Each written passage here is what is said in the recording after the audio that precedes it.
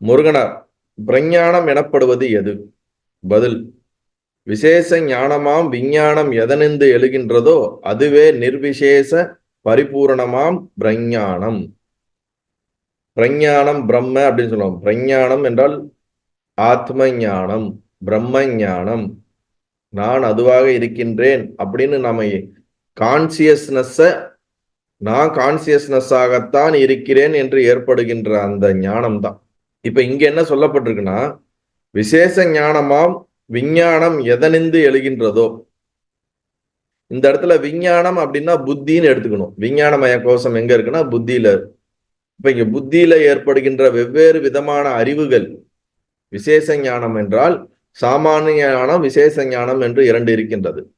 சாமானிய ஞானம் என்றால் எல்லாவற்றிற்கும் மாறாது அடித்தளமாக ஆதாரமாக எது இருக்கின்றதோ, சச்சிதானந்தம்னு சொல்லக்கூடிய அந்த கான்சியஸ்னஸ்ங்கிறது சாமானிய ஞானம். விசேஷ ஞானம் என்றால் எந்த ஒரு அறிவானது மேற்கொண்டு மேற்கொண்டு புதிதாக அப்டேட் ஆகிக்கிட்டே போகுதோ, வெவ்வேறு விதமான புத்தியால் அறியப்படுகின்ற மற்ற எல்லா விதமான ஞானமும் விசேஷ ஞானம் தான். சோ அததான் என்ன சொல்றாரு, விசேஷ ஞானமாம் விஞ்ஞானம் எதனிருந்து புத்தி எங்கிருந்து எழுகின்றதோ அதுவே நிர்விசேஷ பரிபூர்ணமாம் பிரஞானம். விசேஷ ஞானம் வேற, நிர்விசேஷ ஞானம் வேற. நிர்விசேஷ ஞானம் தான் பிரம்ம ஞானம். விசேஷ ஞானம்ங்கிறது புத்தியால் அறியப்படுகின்ற வேறுபாடுகளுடைய வெவ்வேறு விதமான அறிவுகள். அப்ப அறிவுகளிலே ஆத்ம ஞான அறிவு வேற, சாதாரண நமக்கு ஏற்படுகின்ற அறிவு வேற. அதை மெய்யறிவுங்கிறோம், இதை சிற்றறிவு என்று சொல்லுகிறோம். நல்லது.